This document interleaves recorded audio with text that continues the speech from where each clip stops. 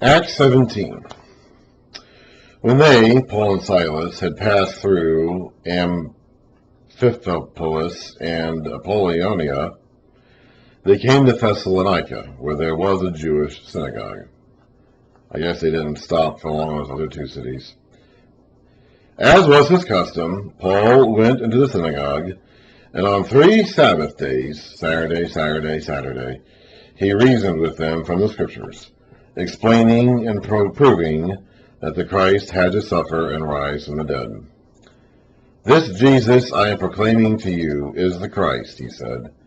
Some of the Jews were persuaded, and joined Paul and Silas, as did a large number of God-fearing Greeks, and not a few prominent women.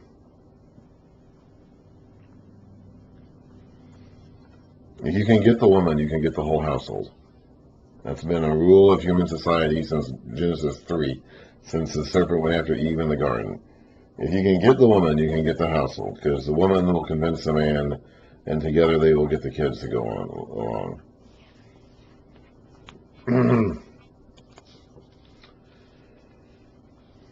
Now he was there for 3 Sabbaths. So he was there, depending on when he got there and when he left. He could have been there for anywhere from 2 to 4 weeks. If he had gotten there like on a Friday and then was there on the first Sabbath, he wasn't there very long. He was there for 3 Sabbaths, depending on how the days fall in the week, when he got there, when he left. It could be anywhere from 15 days to like 20-something days, but it wasn't very long no matter what. And he never went back either. As far as we know, he never went back to Thessalonica. But the Jews were jealous. So the ones who did not believe him, the ones who were not persuaded, became jealous. So they rounded up some bad characters from the marketplace. They formed a mob and started a riot in the city. So we're really going to start seeing here, we already have really. We saw this initially back in the first missionary journey when they got in trouble in Lystra and Derbe in Acts 13, Barnabas and Saul. In Iconium. But we're going to see this tendency again as everywhere Paul goes, there's a riot. This is part of the problem. Remember, he's on trial. At the time that Luke is writing all this down, Paul is awaiting trial in front of Caesar. And part of the case is going to be about everywhere he goes, there are riots. Okay? And that does become suspicious after a while. Like if there's a riot, if there are riots in every city in the Roman Empire, and the common denominator is that this guy is involved in all of them, well, then you do have to wonder, what's this guy doing to instigate all these riots? So Luke, as his defender, or at least as a biographer writing this down, is trying to show that none of these riots were actually Paul's fault. It was these Jews, largely, for the most part, it was the fault of these Jews who are now going to start following Paul around from place to place just to stir up trouble. So they formed a mob and started a riot in the city with bad characters in the marketplace. Again, the marketplace where everyone hung out. That was in the Old Testament, it was the city gates. In the New Testament, it's the marketplace. They rushed to Jason's house in search of Paul and Silas, because that's where they were. They had stayed in Lydia's house in Philippi, and they were staying in the house of a guy named Jason here in Thessalonica, in order to bring them out to the crowd. But when they did not find them, they were gone for some reason. They dragged out Jason and some other brothers before the city officials. Jason was there. Paul and Silas, I don't know if Paul and Silas were hiding, if Jason had hidden them like in a hole, or they just happened not to be there at the time. I don't know. But they found Jason and some other brothers, and they brought them before the city officials, shouting, "These men who have caused trouble all over the world have now come here, and Jason has welcomed them into his house. They are all defying Caesar's decrees, saying that there is another king, one called Jesus." That's a serious problem. This now gets the attention of Caesar. This is what the Jews in Jerusalem tried to charge Jesus with back in the days of Pontius Pilate, which led to his crucifixion. And eventually what they persuaded Pilate on was that if you let this man go, you are no friend of Caesar's. And that's eventually what coerced Pilate into agreeing with him. You get these Roman officials who are in charge of these cities to believe that these men are threatening Caesar, and now you've got him in a hard spot. So when they heard this, the crowd and the city officials were thrown into turmoil. Then they made Jason and the others post bond and let them go. So Jason hasn't actually done this himself, but he is posting them in his house. It isn't said here exactly what this bond is, but there's a lot of speculation that part of it may have been a guarantee that Paul, and maybe Silas too, but certainly Paul, would not come back to Thessalonica. Because as far as I can tell, as far as I think we can tell from history, Paul never did go back to Thessalonica. So it could be that part of this bond that Jason was forced to post is a guarantee that Paul would leave town and not come back. But we don't know. The text doesn't actually say that. But that is a speculation. As soon as it was night, so under the cover of darkness, the brothers sent Paul and Silas away to Berea. So I don't know where they were when the mob rushed Jason's house. I don't know if they were hiding and Jason had hidden them, or they just happened not to be there at the time. But clearly, after this mob formed, the brothers who weren't arrested were hiding Paul and Silas, so they could sneak them away under the cover of darkness. On arriving there to Berea, they went to the Jewish synagogue. Now the Bereans were a more noble character than the Thessalonians, for they received the message with great eagerness and examined the Scriptures, the Old Testament, as we would call it, every day to see if what Paul said was true. Many of the Jews believed, as did a number of prominent Greek women and many Greek men. So the church and the Jews in Berea went along with it, for the most part. Doesn't seem like they had any real trouble there, at least not for the Bereans themselves. And you know what? If you go to your front of your Bible and look at the table of contents, you look at the New Testament, there is no book here listed, called Bereans. Actually, hang on, there they are. Okay? There's no book in the New Testament called Bereans. Paul never had to write a letter to the church in Berea. I guess they never needed one. However, there is still going to be trouble. It's not going to be even the Bereans themselves, but there is still going to be trouble. When the Jews in Thessalonica learned that Paul was preaching the word of God in Berea, they went there too, agitating the crowds and stirring them up. The brothers immediately sent Paul to the coast. So they know there's going to be trouble, okay? It's the same people. Okay, they had just, I don't know if it was a month, 2 months, a couple, I don't know. Was it a week, 2 weeks, a month, 2 months? Probably not very long, but I don't know exactly. But it's the same people, okay? It's the exact same crowd that started the trouble in Thessalonica. They just came here to Berea. So once you see them coming, it's like, okay, better get moving. Better get out of here. The brothers immediately sent Paul to the coast, but Silas and Timothy stayed at Berea. The men who escorted Paul brought him to Athens, and then left with instructions for Silas and Timothy to join him as soon as possible. So the heat was on Paul in particular. He'd been with Silas. Silas was in prison with him in Philippi. They were both chased after in Thessalonica, but as time goes on, the focus of the hostility squares itself onto Paul in particular. Paul had some kind of aura about him that just attracted attention. And we even see this back when he was Saul of Tarsus, persecuting the Christians as far back as Acts 7 and 8. Like, there was just something about this man that just radiated intensity and that just kind of drew people around him into his orbit. Some people have that ability. Here in the U.S., we've been seeing Donald Trump manifest a similar ability for the last 10 years. Like, there is just something about some people who just have this aura about them that they can just like suck all the energy and all the attention of everybody in the room to themselves, even if they're not even trying to. Paul seems to have been one of those kinds of people. It just somehow, something about him. Now, his message was very stark, and we read Galatians, we'll read some of our letters. Like, he does seem to come pretty close to just saying the law of Moses was all sham. He doesn't say that, but like it's not hard to read that meaning into a lot of Paul's message.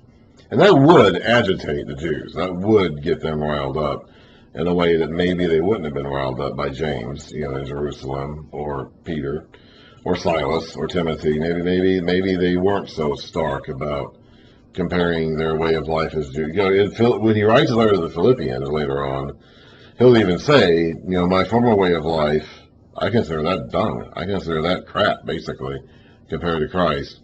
I don't know if the others would have put it that way. I don't know if Silas would have said it that way. I don't know if Barnabas would have said it that way. I don't know if Timothy would have said it that way. I don't know if James or Peter or the other remaining apostles in Jerusalem would have said it that way. So there was just something about Paul that just he had some kind of a edge to him that just, drew out people's emotional responses. He just did. Okay, he just was that way. While Paul was waiting for them in Athens, he was greatly distressed to see the city full of idols. I don't really know what it means to say he's greatly distressed. He wouldn't have been surprised. Maybe he just was distressed at just how far into idolatry Athens. I mean, the entire ancient world was in idolatry, so it's not like he would have been surprised. But still, the level of idolatry in Athens must have been pretty impressive for even Paul to be distressed by it. So he's apparently initially just there to look around. Like, he's not, going to Athens wasn't even really part of his plan. He's going there to get away from these Jews who are chasing him around. And he doesn't have his friends with him either. He's there in the city alone. So it seems like at first he's just kind of sightseeing, almost like a tourist, just kind of wandering around. But eventually, after he's gathered enough information about Athens itself, he begins his mission again. He reasoned in the synagogue with the Jews and the God-fearing Greeks, as well as in the marketplace. Remember, the marketplace is where all this stuff happened in this day and time, day by day, with those who happened to be there. A group of Epicurean and Stoic philosophers began to dispute with him about the meaning of virtue, or something along those lines, probably. Because that's what Epicureans and Stoics are interested in, is what does it mean to be virtuous? A group of Epicureans, so some of them asked, what is this babbler trying to say? This seed picker in the original language, this rabbler, like what is this guy? What is this garbage man trying to say? Others he seems to be advocating foreign gods. What they mean by that is that he's introducing a new god to them. They said this because Paul was preaching the good news about Jesus and the resurrection. Now, in their background, they had no concept of a resurrection. This is actually pretty important to understand, okay? Because the teaching of Jesus as a resurrection, as a physical resurrection of a physical body, which therefore guarantees our resurrection in physical bodies and the renewal of the entire created order, as into a new form someday. That's not what the rest of the ancient world thought. They may have thought of an afterlife concept in terms of like some disembodied spirit, but they did not think of an afterlife concept in terms of a dead body raised to imperishable life. Okay, nobody thought that. These Athenians, whether Stoics or Epicureans, whoever they were, they did not think that. So the idea of a dead body being raised to imperishable life was completely foreign to them. They had no idea what he was talking about. And that's important today, too, because we often think our view of the afterlife in our culture today is actually often informed by the ancient Grecian view of the afterlife as some sort of like disembodied spiritual plane. We may not even realize that. We may not even think that. But the afterlife that we often conceive of is more in line with the ancient Greek afterlife, which is not physical and exists purely, if it exists at all, which of course we would say that it does. But if it does exist, it exists purely in some sort of spiritual dimension, which is actually not the Jewish concept of the afterlife or the Christian teaching of the resurrection, which is your physical body it'll be changed. Paul mentioned this in 1 Corinthians. It won't be the same as it is now. It won't be the same as it was in its best day. Like whatever was the best day of your life physically, in terms of your body's physical peak, it won't even be like that. Some of us never had that. Some people my dad never had that. My dad had bad lungs from the time he was 6 years old. Some people are born with defects. Some people never had a healthy physical body. My physical body reached its peak in 2009, 15 years ago now. But like whatever your physical peak even was, like your body when it's raised again and changed will not be like that. It'll be better than that. We don't even know what it's going to be like. But it will have some continuity with your existing physical body. There will be some continuity. We'll talk about this when we read 1 Corinthians 15. So the Jewish idea of resurrection, going back to when they first started conceiving of this. Now, when you read the Old Testament, initially, they didn't know about this either. They didn't. We don't really, they thought of the death in the grave as some place in the ground where both bad and good people went to, and in Sheol, as they called it. As time goes on, as the Old Testament goes on, they start thinking more and more about what will happen, what the resurrection concept, and that becomes clearer as they get near and into the exile, and the nation itself essentially dies for a while, and then is revived when it comes back to the land. And that is then used as kind of an imagery to build on as they conceive of the idea of the resurrection itself happening someday. And we see that like in Ezekiel and Daniel and the later books in the Old Testament. And at this time, they did think of a resurrection in terms of, and we saw this in John chapter 11 when Lazarus had died and Jesus was talking to his sisters, Mary and Martha. They did see it in terms of the rising of the physical body on the last day. But the Greeks had nothing like that in their background. They had no concept of physical bodies being resurrected from death at some later point in time. They may have thought of an afterlife, but if they did, it was a purely spiritual concept, which again is more like what we tend to think of when we think of an afterlife too, when we think of going to heaven when we die. That's actually kind of taken more from ancient Greek philosophy than from either Jewish tradition or the Christian teaching. Anyway, so they said this because Paul was preaching the good news about Jesus and the resurrection. So they took him and brought him to a meeting at the Areopagus, where they said to him, "May we know what this new teaching is that you are presenting? You're bringing some strange ideas to our ears, and we want to know what they mean." All the Athenians, this is a parenthetical note left by Luke, all the Athenians and the foreigners who lived there spent their time doing nothing but talking about and listening to the latest ideas. They loved to hear themselves. He's probably making fun of them. And he's writing to Theophilus, and Theophilus probably knows this. Whoever Theophilus is, he probably knows enough about the culture around him to know that Athens is like this. He's making fun of Athens. He's making fun of the sorts of people who like to sit around and hear themselves talk. And we have a lot of people like that today. I guess you can make that accusation against me too, since I'm sitting here talking into a microphone. Everybody you see on TV today talking about politics or policies or news are talking heads who love sitting around and hearing themselves talk, and they love thinking of themselves as being smart people when they're really not. When they're really not. And sometimes it's okay to make fun of them for that. Sometimes it's okay to say they just like to sit there and hear themselves talk. I don't know if this is really, I don't know exactly what kind of a confrontation this is. The Areopagus is a meeting of the council members of Athens, and they would have had life or death decision-making powers in the past, but I don't know if they still do today. Luke doesn't seem to be writing this as though Paul is in danger for his life here. But there may be an element of that. Paul may be somewhat on trial here, although it's hard to say exactly how serious this is in terms of a threat to Paul's own life if he gets this wrong. But at any rate, he has opportunity now to preach the gospel to these hardcore atheists as we would call them today, philosophers. They were not atheists. As he says here in a moment, they were very religious, actually. But compared to, they did not believe in the proper God.